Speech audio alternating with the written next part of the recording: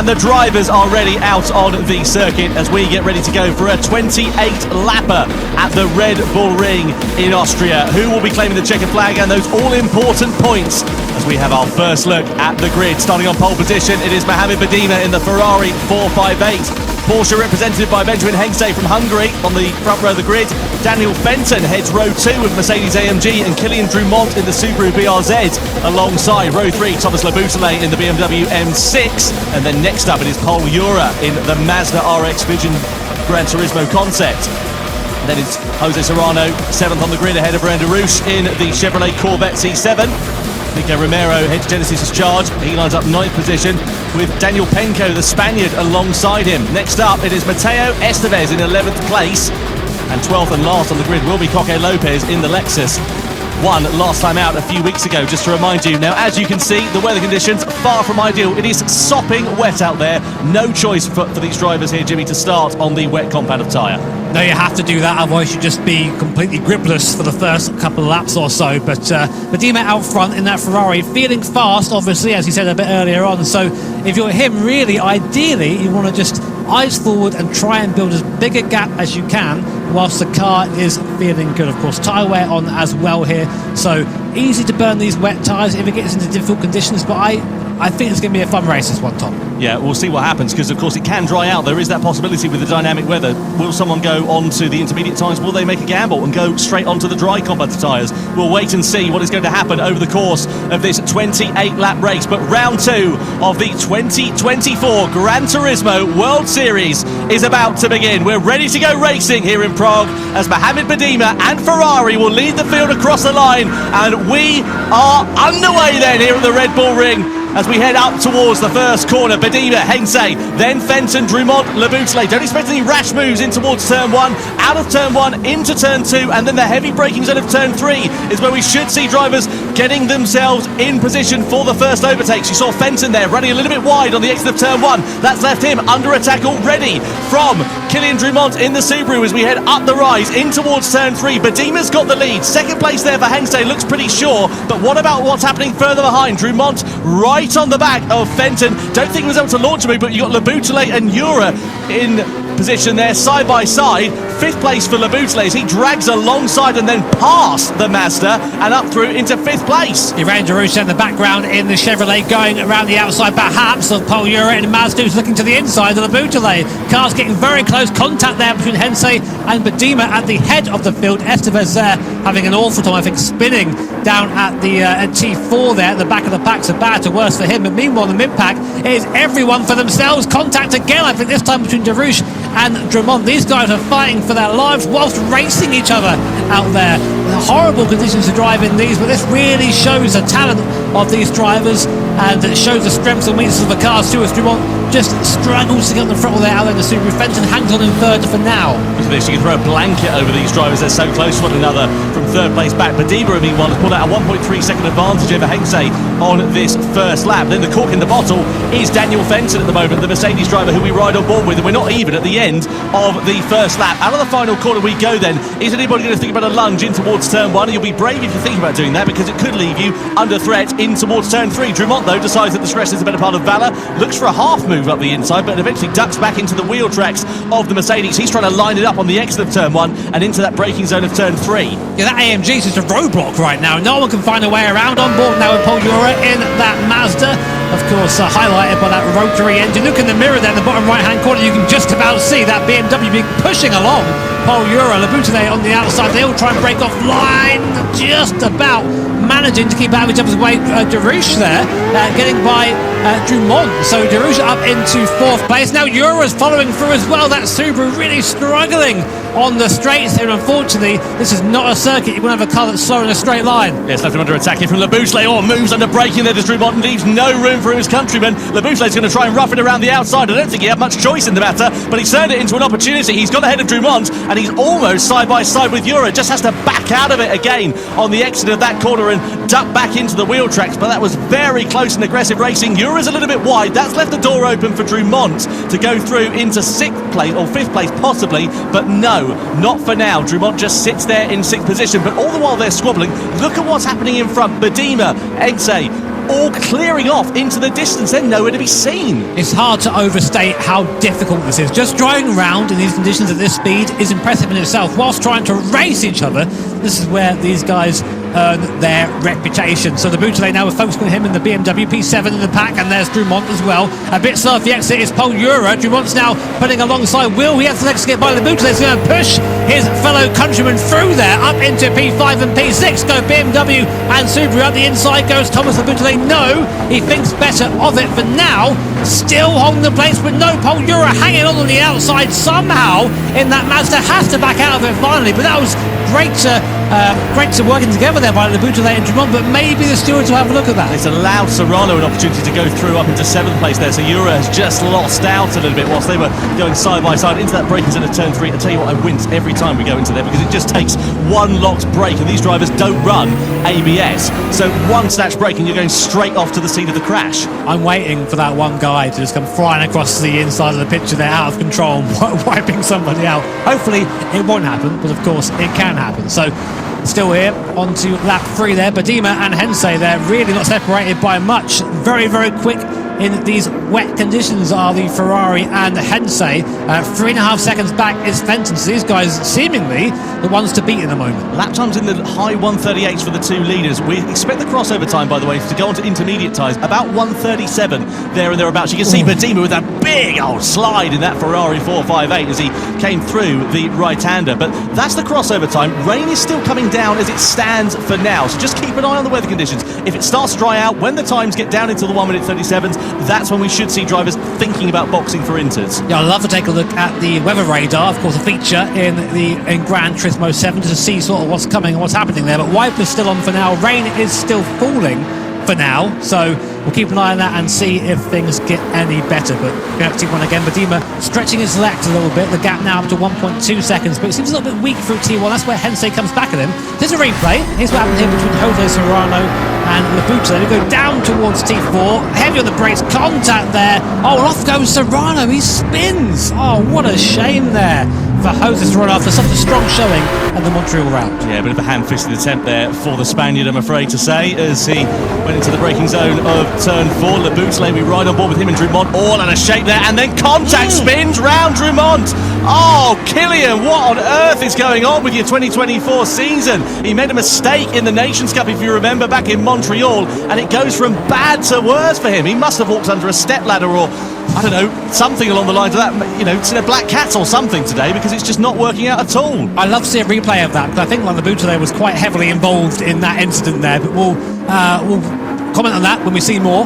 For now, and there you go, the stewards having a look at that. We have live stewards here at the event, straight into the action, straight into the investigation, and we'll get back to you as soon as we know more. But that does put, as you say, Kylian Dumont at the back of the pack, and Coque Lopez will be happy with that because he's getting enough of a place out of it, but not moving forward.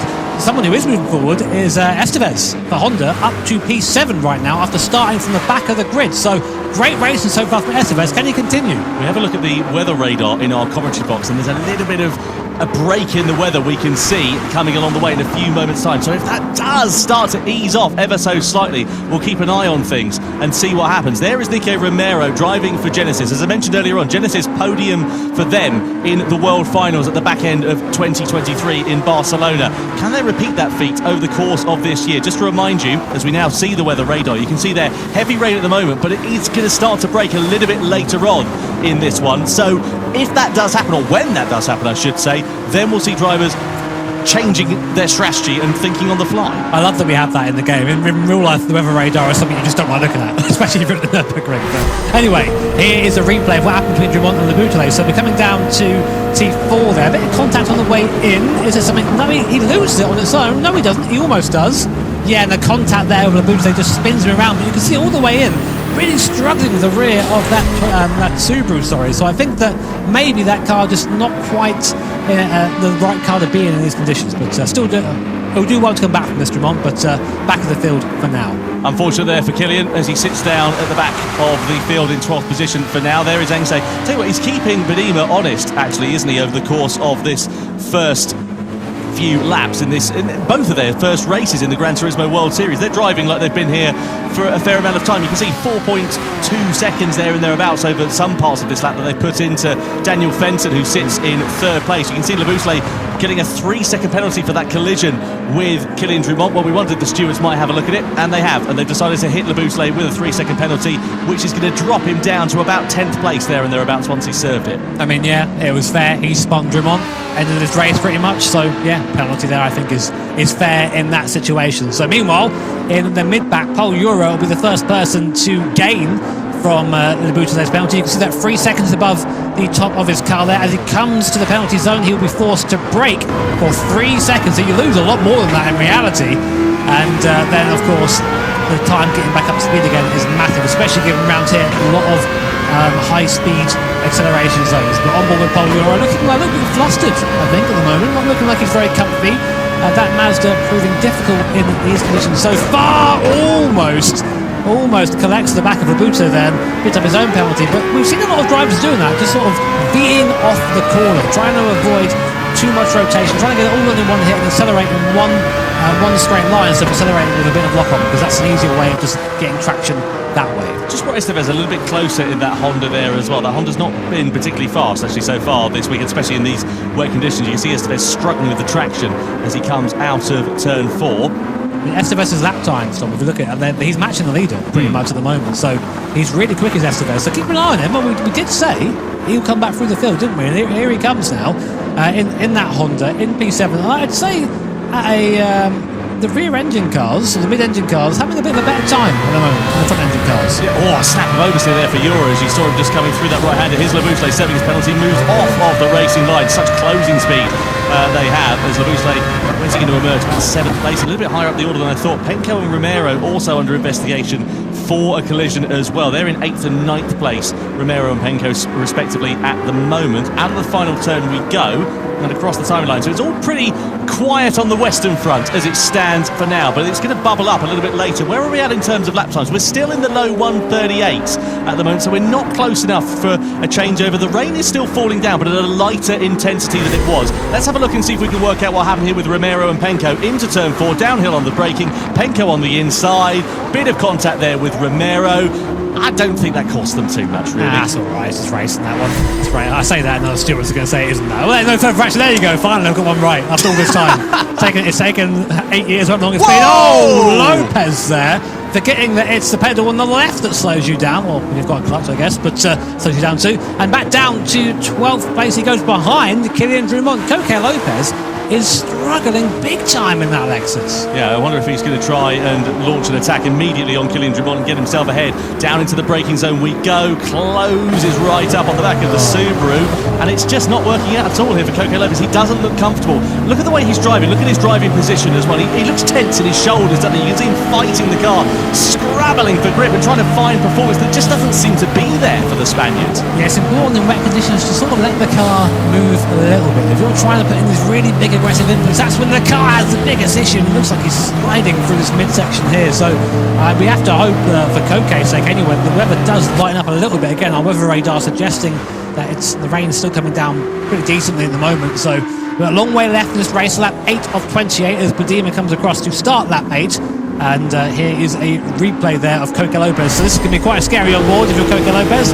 You hit the brake pedal, nothing's happening, they've got to get out of the way. Oh, you can imagine just a feeling there of am I about to wipe something out? No, okay, but I am now last. Yeah, that'll make you twitch like a rabbit's nose, wouldn't it? Unfortunate there for Coque Lopez, and just about managing to avoid contact into turn 3. Now Serrano versus Drumont. Drumont starting to come together in this race. 8th lap out of 28 we are on here in the Manufacturers' Cup Grand Final. Euro versus Estevez a bit further up the road. Estevez now finding that pace. He got ahead of Lebusle a couple of laps ago. Now his next target is going to be the Spaniard. So out of turn 3 and into turn 4 could be the opportunity that the Honda driver is looking for as he makes his recovery through the field following the difficult qualifying.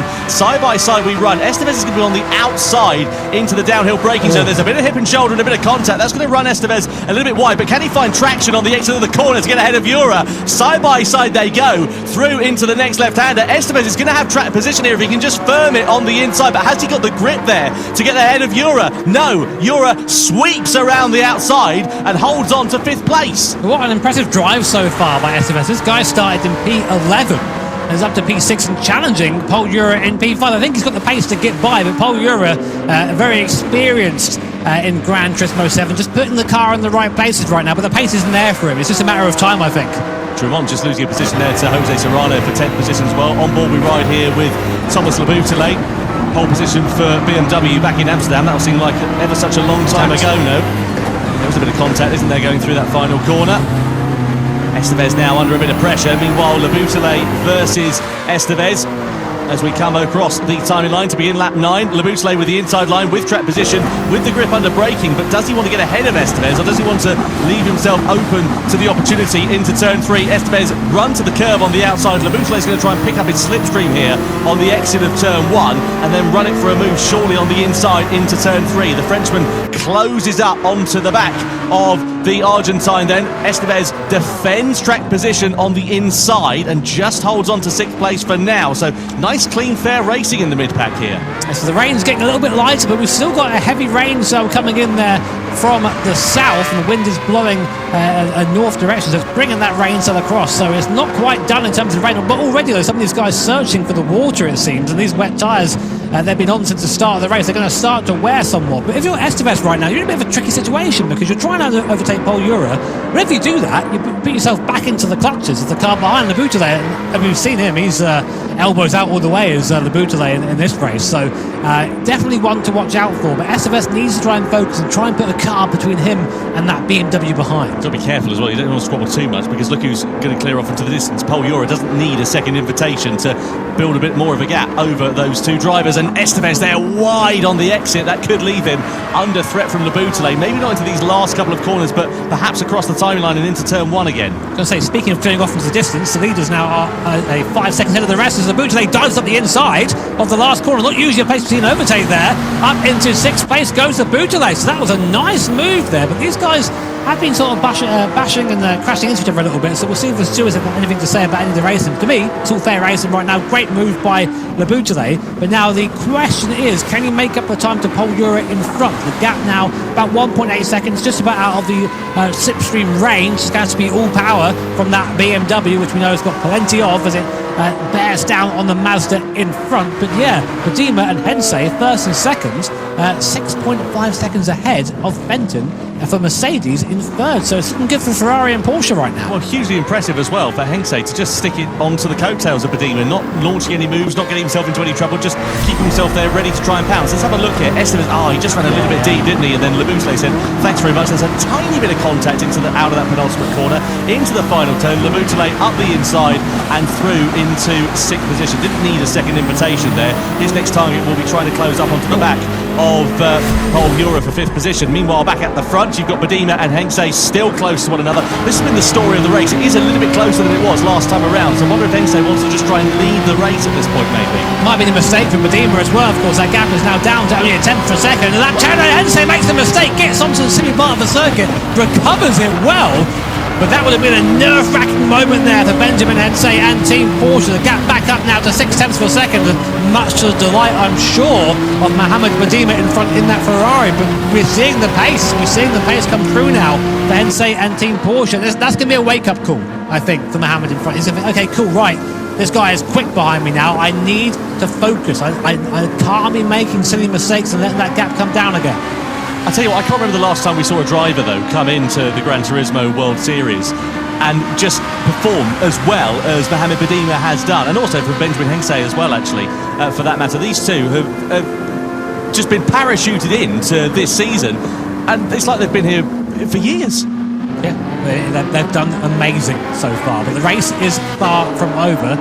And to prove that, here are people squabbling for position in the midfield. Romero and Benko looking up the inside of that Genesis. Not going to get a good run off the corner there. Here comes Kylian Drumont in the Subaru trying to recover after a spin earlier on. But again, just hasn't quite got the legs in that thing. Any corner exit, any acceleration zone, it just goes backwards. It must be so frustrating. But that is the Manufacturers' Cup. Not all cars have the same strengths in the same places. And there's Drumont, big dive up the inside. Penko there also having contact with Romero in the Genesis, and there's still contact, nearly spinning out.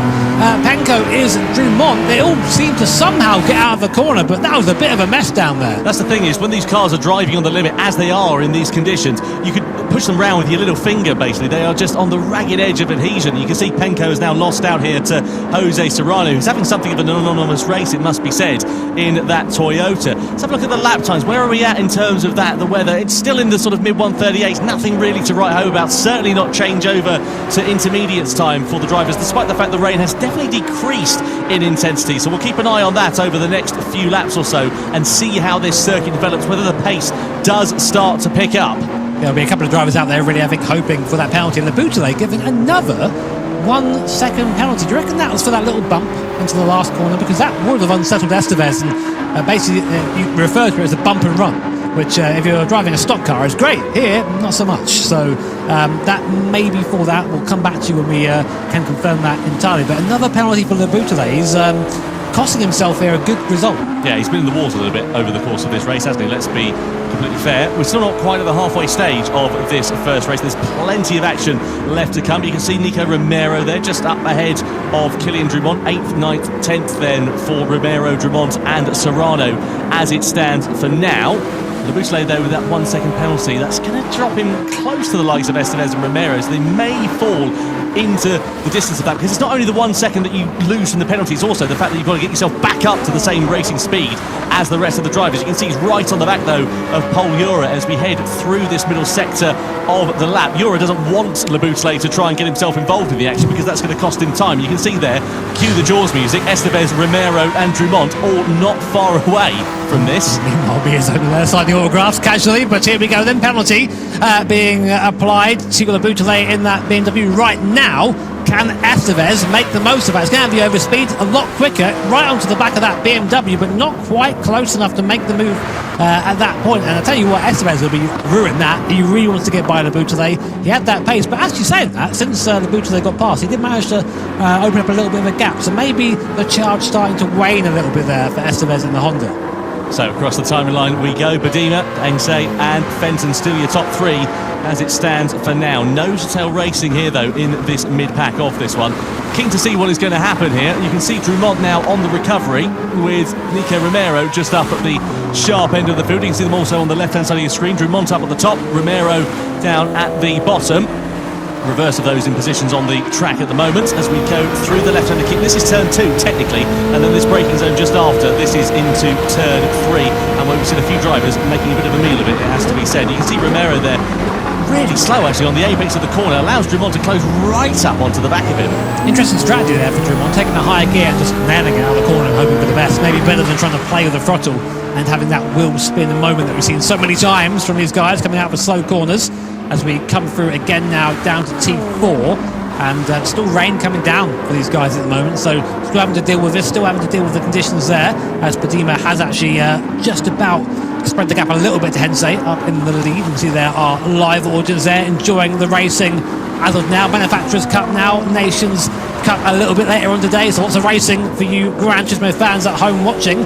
And there is our weather radar, and after I think this one, the last cell of heavier rain, I think it looks like we're starting to clear up a little bit. So we will see. Of course, the weather is moving all the time. Dynamic weather conditions here in GT7. So lots of possibilities still to come. And speaking of those possibilities, Jimmy, for the likes of the Le Boutelet, Estevez, who are a little bit further down the order, do you think they'll be a little bit more inclined to take that risk? As we see Drummond now getting close onto the back of Romero, not quite going for the move. But yeah, just going back to that point, do you think that they might take a bit of a gamble? They've got less to lose. Yeah, I think so. I mean, the moment, if I was one of those guys, the moment I saw contact there, between Drummond and Romero, nothing seems to come from it there, but just showing that braking performance of that Subaru. You see on the brakes, Drummond is a demon. It doesn't matter. You can't do anything with it when he comes off the corner.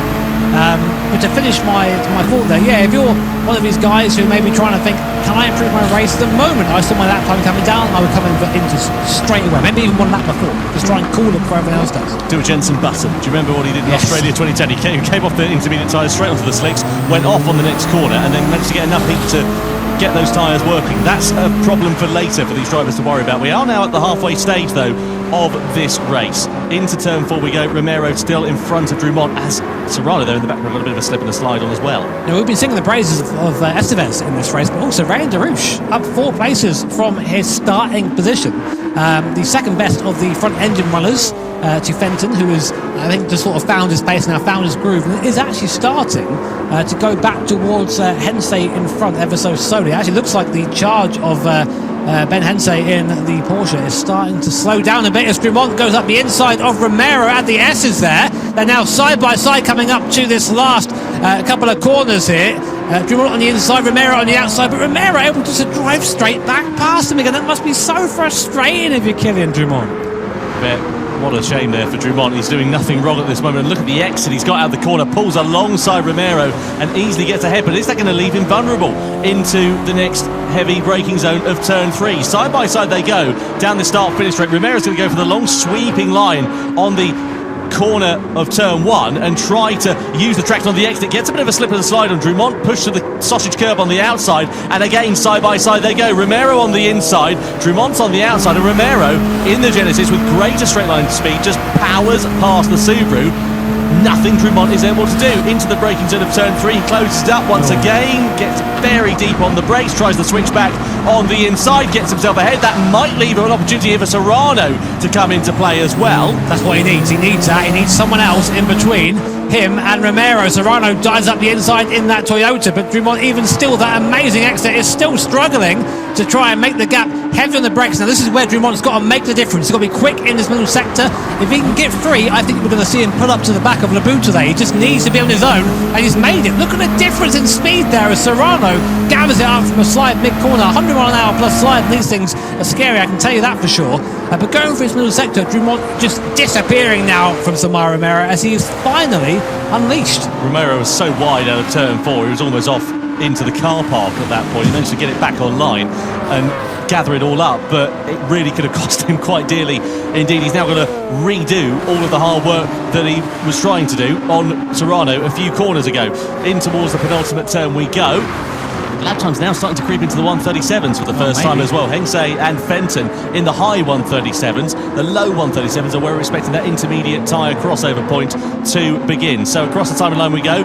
Ura and Laboutelet under investigation. Let's have a look here and see what happened. Ura's late on the race. This is down into turn 4-3, isn't it? And, up the inside. That allowed G.T.W.S to go through. I mean, he was there for a long time. He was alongside. I know it came from a long way back, but they were side by side, and Laboulé still turns in. So I don't know. He got there. I think that's fair, but it doesn't matter. They're still going at it. Ura at the inside again, trying again, but Laboulé will have the better traction on the outside. We think so anyway. But Ura actually managing to outpace, it seems, the BMWs wheel to wheel, side by side, coming down to the next corner. It's a downhill braking zone. You want to be on the outside really for the grip here.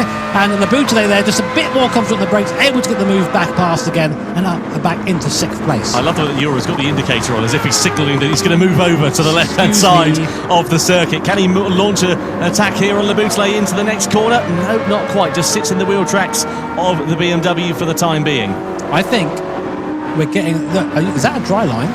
It's drier than it was. It's drier than it was, wasn't it? Look at them. Look at them using the outer parts of the circuit to try and cool those tyres down. They don't want to be on the normal racing line because there's no standing water on that part of the track. It can't cool the tyres down enough. Yeah, it seems that they're really struggling right now. I think if I saw Hensey, I mean, the times are 37.8, 37.4 from Hensey. If I was someone on track right now and I was struggling, that's my right. Okay, I'm coming in. I'm putting those inters on, and I'm gonna chance it because the weather radar that we have, you guys can't see it right now. We have it here in our booth.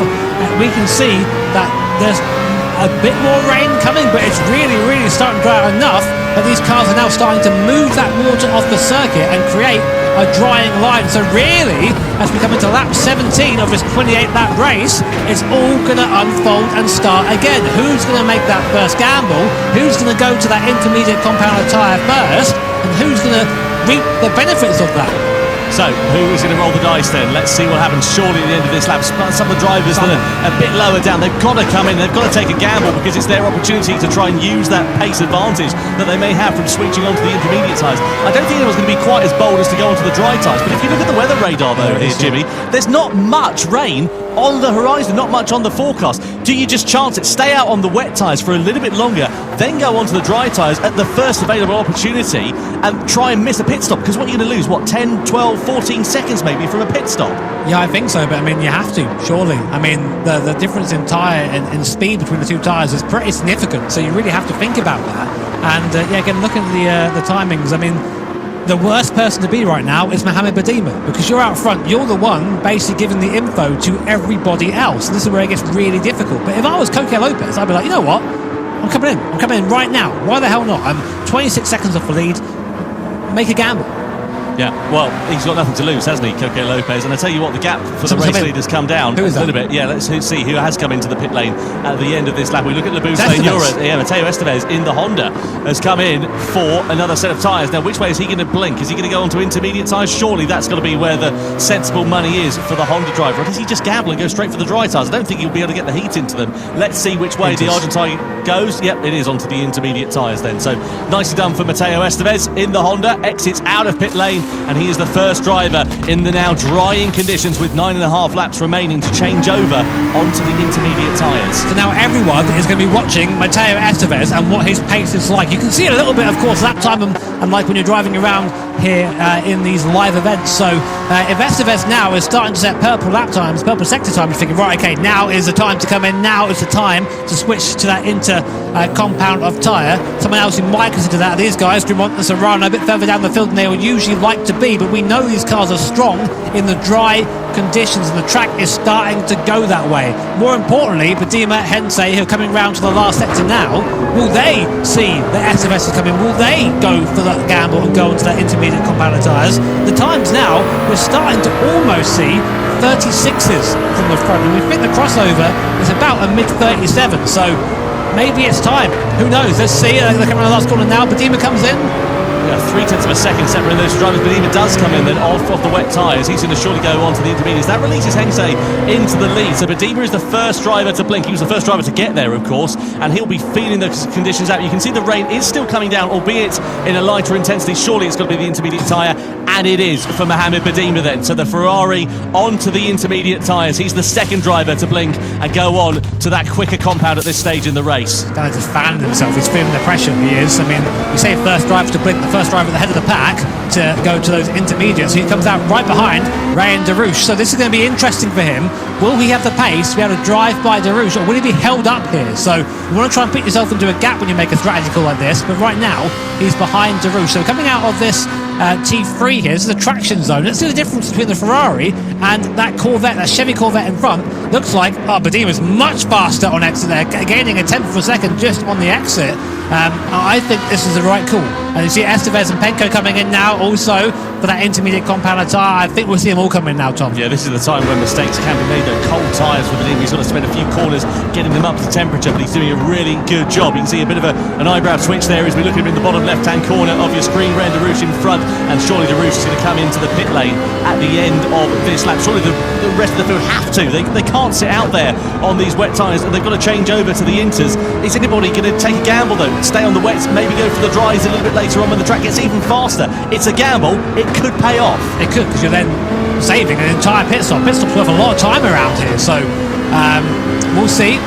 Watching Badima now, not quite making the inroads on Darouche as you think he would right now. So the tyre, wet tyre, is still okay for now, but now here it is in these sort of low speed corners, these medium speed corners. You can see Mohamed there thinking, oh mate, have I made the right choice? Look at the fastest sector times though coming in on the timing screen, Jimmy. You look at the likes of Mateo S. He was fastest overall in that first sector by second sector by a second over the comparative wet runners in front of him. So he's now starting to get heat into the tyres, starting to find the pace, and surely it's going to be a matter of when and not if Badima finds his way through on the wet shod Darouche. I mean, you can see the circuit now visibly starting to have drier patches and wetter patches on. You see Darouche taking the wet part and Badima trying to stay on the drier part and really using that intermediate compound tyre. Now, of course, the downside to that is you're going to just absolutely lunch that intermediate tyre on the drier compound circuit, but that's what it's there for. It's there to be that crossover period, and again on the traction zone gained nearly half a second on Darouche in front.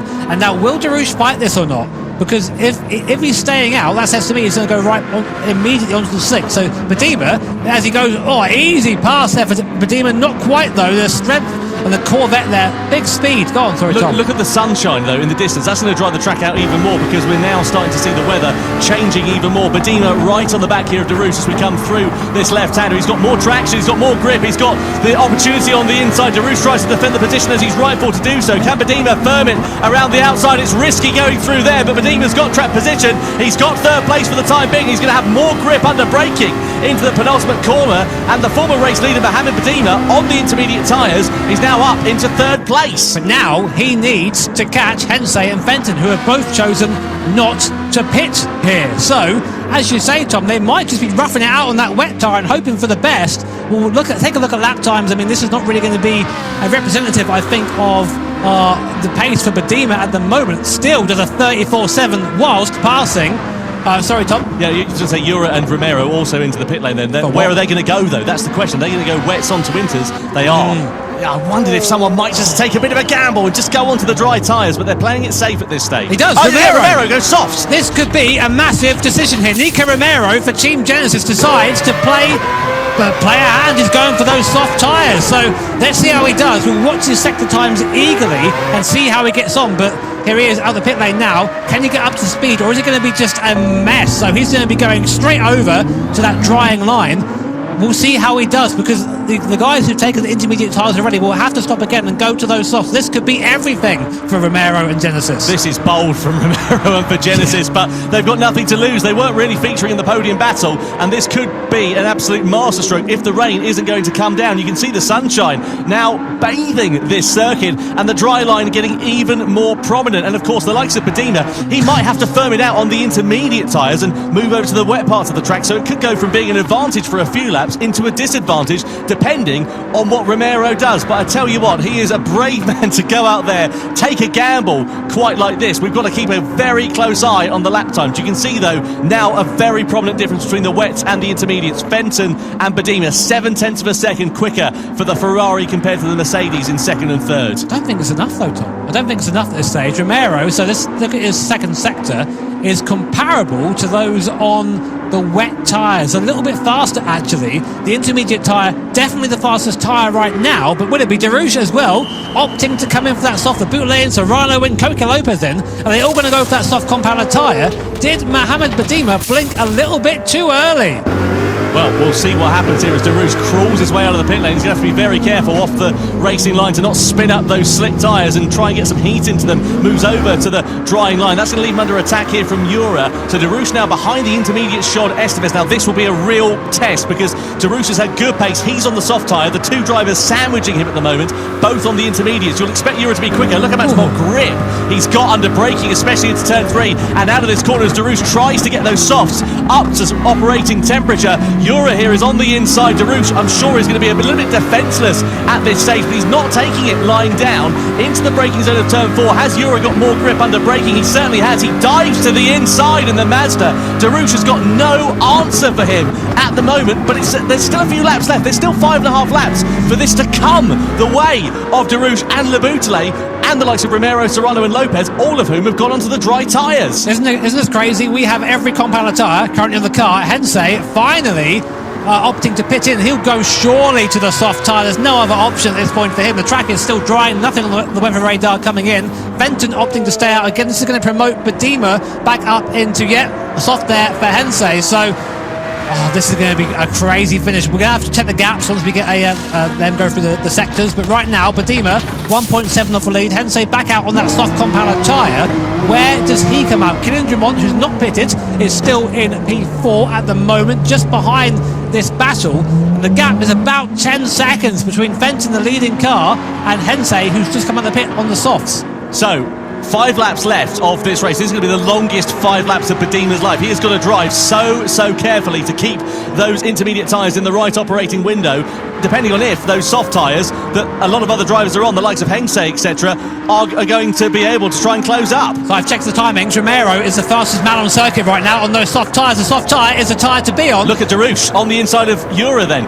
Soft tyre there for De Roos. He's got some heat into it after just 1 lap. He now deposes the Mazda down into 7th place, and his next target is going to be Matteo Esteves. He's going to drive by him like he's standing still. But importantly, is there enough time? Is there enough time left? There's about 6 laps left here. You need at least a second of that plus the overtake for Hensei. He's the one we're watching right now in P3 to try and catch Fenton and Badima. So right now, Estevez, Darush and Ura, all of them, Darush on the soft tyre, Estevez and Ura on the intermediate tyre. For this middle sector, you can see Darush just hasn't quite got the speed. Ura can go around the outside, but as soon as he hooks into that dry tarmac, that Chevrolet just absolutely takes off. Fenton coming in too late for Fenton. He's really going to lose out here, I think. Yeah, I think you could be right. Could possibly cost him a podium here as we look at this battle. 3 drivers all squabbling for position on 3 different compounds of tyre as well. Darush then on the softs, Ura and Estevez on the intermediate tyres. Through the final corner we go. Darush with more traction, more speed underneath him. He's going to out-drag Ura for the time being as we come down this start-finish straight though. Ura moves onto the wet part of the circuit to try and cool those intermediate tyres down. Estevez also following suit as well. Keep an eye out for Laboutelet, who's on the soft tyres in the BMW. He could be a real cork in the bottle at the moment, and he could power past the likes of Estevez and Ura. So at the front we've got a 9.5 second gap here. Badima, he can't pit again, he can't afford to, he's not got the time in his pocket on those intermediate tyres. He's got to run this to the end of the race as we go side by side here between Estevez and Laboutelet for 7th place, and Laboutelet on the soft tyres, more grip under braking, and 7th place is his for the taking into turn 3. 33.7, last lap for Badima, our leader.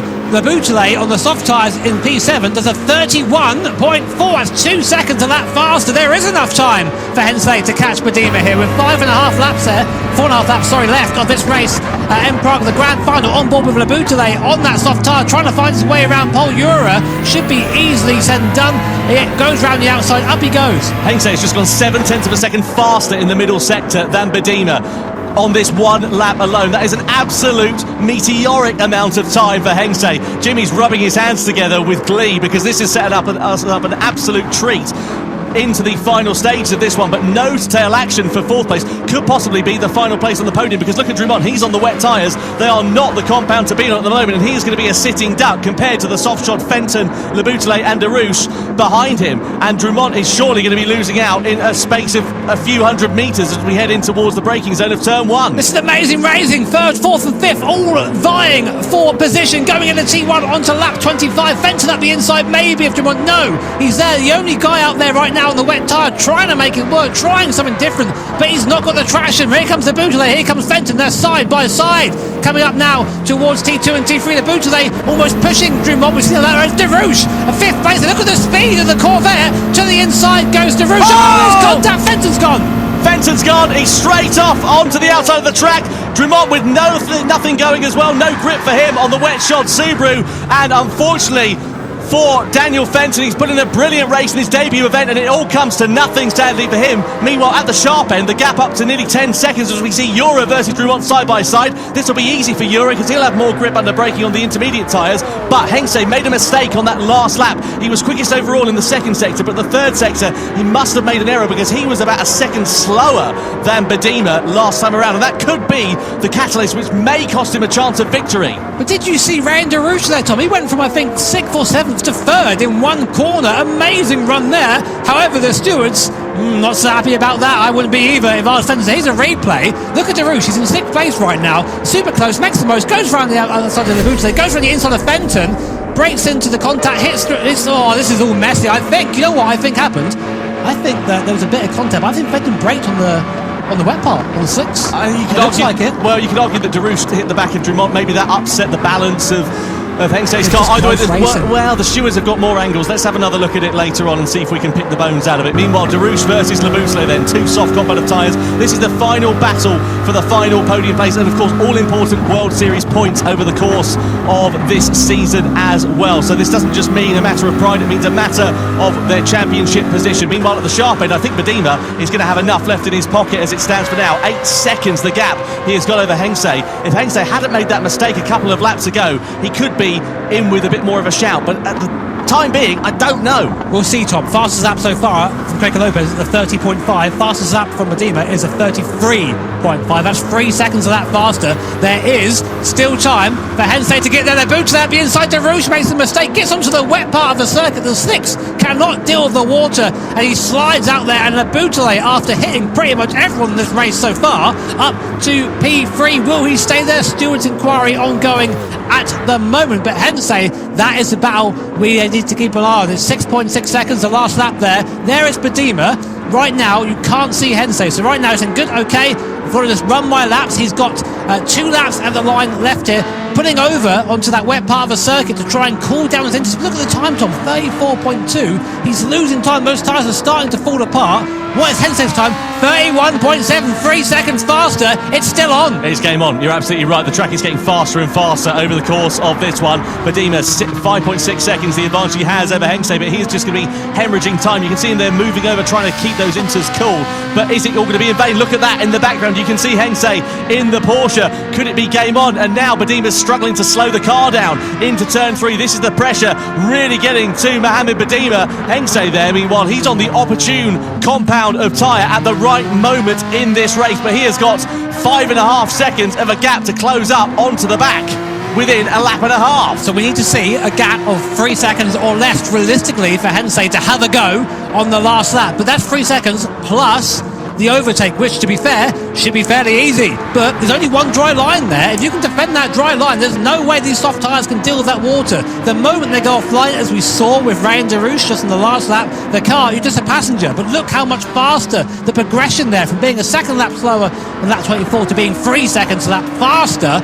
on lap 26, and Badima now comes to the last sector. It is going to be so close to the line. One locked brake, one snatched wheel, one run off of the normal racing line. It could be curtains then for Benjamin Hensei. No further action between DeRouche Trumont and Daniel Fenton. A racing incident then, it is deemed for that. Meanwhile, the battle for the race lead is well and truly on as we begin the final lap. Mohamed Badima for Ferrari on the intermediate tyres. Benjamin Hensei on the soft competitive tyre. We come across the timing line. 3 seconds is the gap between these top two. It is winner takes all stakes and 6 points in the World Series up for grabs. The way it's going to be right now is Hensei is going to catch Badima right at the end of the last lap. Badima will know that Hensei is coming. He'll have one eye in the mirror, but he needs to focus forward if he wants to take this for Ferrari. This will be by far Ferrari's best result here in the Manufacturers' Cup if he can just hang on for half a lap more. But look, the gap now down to 2 seconds. Crucially though for Hensei and for Badima, Hensei is out of slipstream range at this point. He's not close enough to launch an attack at the moment. He'll close up right in this middle section. This is going to be a real Achilles heel for the intermediate shot Ferrari through these medium speed left-handers here.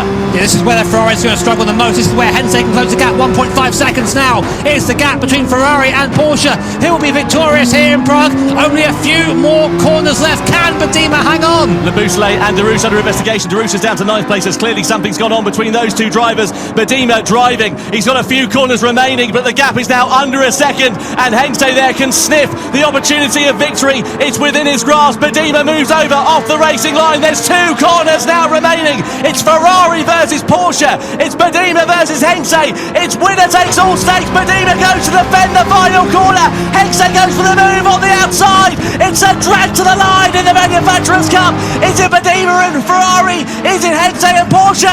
Badima has done it! Fantastic! Mohamed Badima wins for Ferrari in Prague in the Manufacturers' Cup Grand Final from Benjamin Hensei and Thomas Lebouchelet. I tell you what, a longer final lap any other circuit and Badima would have lost the racing lead. 0.0092 of a second separating Ferrari and Porsche at the end.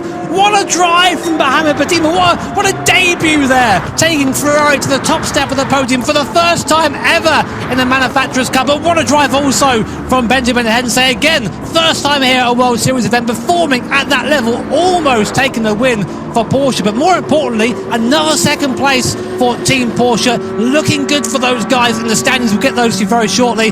But can't take anything away from Mohamed Badima. Imagine that feeling, knowing you're on the wrong tyre, seeing that Porsche coming up behind quickly, and you can see the audience there. They enjoyed that almost as much as we did. Let's go and catch up then with our race winner, Mohamed Badima. His first ever event, he's down on the stage talking to children.